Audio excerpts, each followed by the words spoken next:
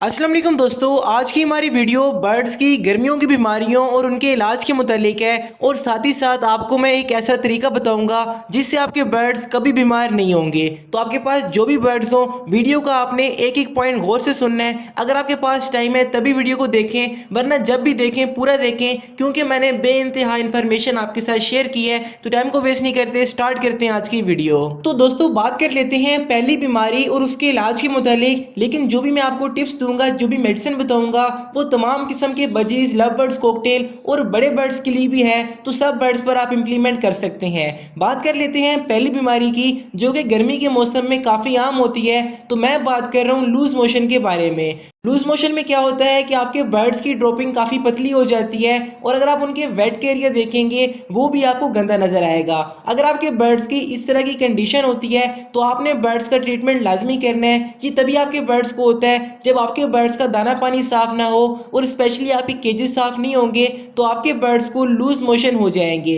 इस तरह के बर्ड्स को आप फ्लैजल सिरप इस्तेमाल करवा सकते हैं, या फिर फ्लैजल की गोली। तो आपके बर्ड्स इंशाल्लाह ताला 2 से 3 दिन में ठीक हो जाएंगे। अगर आपने सिरप देना है तो 5 ml 1 लीटर पानी में, और अगर आपने टैबलेट देनी है तो एक गोली 1 लीटर पानी में डाल के अपने बर्ड्स को सुबह शाम इस्तेमाल करवाना है। और अगर हम बात कर लें एहतियाती तदाबीर की, तो अगर आप बर्ड्स को डेली सॉफ्ट फूड देते हैं और 1 घंटे के बाद केज से निकाल देते हैं और बर्ड्स को गर्मी से बचा के रखते हैं, तो लूज मोशन आपके बर्ड्स को नहीं लगेगा। तो ये तरीका था लूज मोशन के ट्रीटमेंट का। उम्मीद करता हूँ कि आपको काफी हद तक समझ आ गई होगी। तो इसके बाद बात कर लेते हैं दूसरी बीमारी के बारे में, जो कि लव बर्ड्स में बहुत ही कॉमन है। तो मैं बात कर रहा हूँ आई इन्फेक्शन के बारे में। आई इन्फेक्शन की 2 से 3 वजूहत हो सकती हैं। नंबर 1 पर अगर आपके केजेस में सफाई नहीं होगी और टेम्परेचर काफ़ी ज़्यादा होगा तो आपकी बर्ड्स की आंखें ख़राब हो सकती हैं। नंबर 2 पर बाजुकात ये वायरल इन्फेक्शन से भी हो सकता है, जैसा कि बर्ड्स की आंखों में पोक्स हो जाना और इस तरह की बाकी बीमारियां।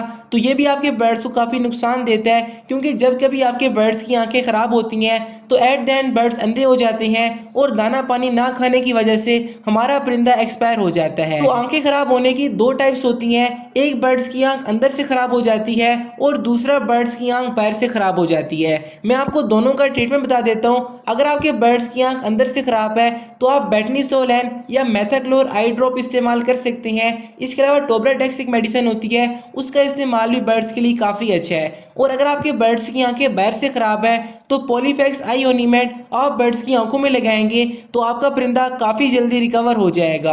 और यहाँ पे अगर आपको मैं एक प्रो टिप दूँ, तो जो अर्की गुलाब होता है वो जब कभी आपके बर्ड्स की आंखें खराब हो, आपने कोई भी मेडिसिन लगाने से पहले बर्ड्स की आंखों में स्प्रे कर देना है। इससे क्या होगा कि बर्ड्स की आंखें जल्दी रिकवर होंगी, क्योंकि जब बर्ड्स की आंखें साफ होती हैं तो मेडिसिन काफ़ी अच्छी तरीके से काम करती है। तो ये आइज़ का ट्रीटमेंट था। अगर आपको ये अच्छा लगा है तो वीडियो को लाइक और नीचे एक अच्छा सा कमेंट ज़रूर कीजिएगा।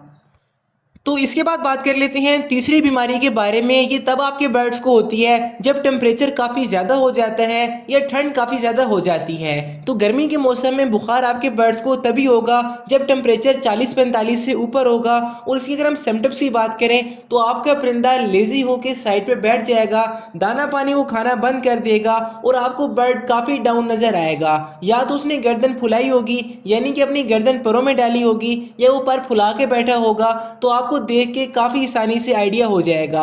आपने ऐसे बर्ड्स को पकड़ना है, उसका पंजा पकड़कर आप चेक करेंगे तो आपको पंजा गर्म महसूस हो तो आप 2 से 3 मेडिसिन उसको इस्तेमाल करवा सकते हैं। नंबर 1 पर कालपोल सिरप और सेकंड नंबर पर ब्रोफन सिरप। अगर आप ये बर्ड्स को देंगे तो आपका परिंदा काफी जल्दी रिकवरी कर जाएगा। और अगर आपके पास सिरप अवेलेबल नहीं है तो आप बर्ड्स को टैबलेट भी यूज करवा सकते हैं। आपने करना क्या है कि जो भी परिंदा आपके पास बीमार होता है, एक तो आपने उसको एक सेपरेट केज में रख लेना है। नंबर 2 पे आपने क्या करना है कि मेडिसिन देने से पहले बर्ड्स के केज से आपने पानी लाजमी निकालना है, क्योंकि जब कभी आपका परिंदा प्यासा होगा तभी वो मेडिसिन वाला पानी पिएगा।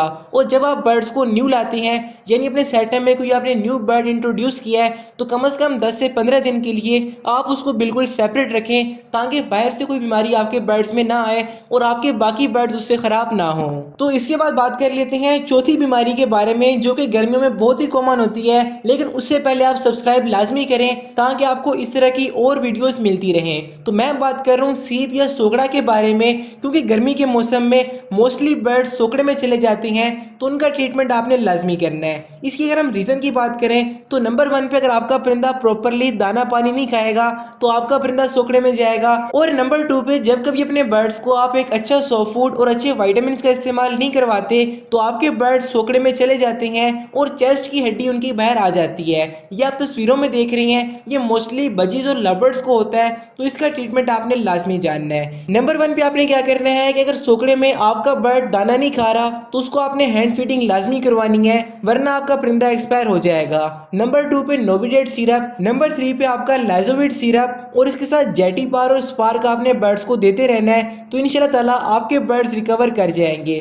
साथ में अपने बर्ड्स को आपने अच्छी डाइट का इस्तेमाल करवाना है और जैसे आपका बर्ड रिकवर होना स्टार्ट हो जाए अपने बर्ड्स को विटामिन का इस्तेमाल स्टार्ट करवा दें, क्योंकि सोकड़ा आपके बर्ड्स को तभी होता है जब आपके बर्ड्स की डाइट प्रॉपर नहीं होती। तो अगर अपने बर्ड्स को आप अच्छे से फीडिंग करवाएंगे तो इंशाल्लाह आपके बर्ड्स ठीक हो जाएंगे। तो इसके बाद बात कर लेते हैं 5वीं बीमारी के बारे में, जो कि बिल्कुल इसका उल्ट है। इसको हम एज अ बीमारी नहीं लेंगे, लेकिन बाज़ोकात क्या होता है कि हमारे बर्ड्स को चर्बी लग जाती है और परिंदा ब्रीड के काबिल नहीं रहता। इस तरह के बर्ड्स को आपने एक बड़े केज में छोड़ देना है जहाँ पे उनको प्रॉपर फ्लाई मिले, आपके बर्ड्स की एक्सरसाइज हो और वो नॉर्मल साइज में आ जाए। जिस बर्ड्स को चर्बी लग जाए, अगर वो फीमेल है तो अंडे नहीं देगी, अगर मेल है तो वो प्रॉपर क्रॉसिंग नहीं करेगा और साइड पे होके बैठा रहेगा, यानी बर्ड की एक्टिविटी काफ़ी कम हो जाती है। इजीली आपको आइडिया हो जाएगा। इस तरह के बर्ड्स को आपने डेली सिरके वाला पानी देना है, यानी कि सिरके के 3 से 4 ड्रॉप आप उसके पानी वाले बर्तन में डाल दें। साथ ही साथ आप उनको लीमू जो होता है उसका रस भी पानी में डालकर दे सकते हैं, तो इंशाल्लाह आपके बर्ड्स की रिकवरी काफ़ी जल्दी हो जाएगी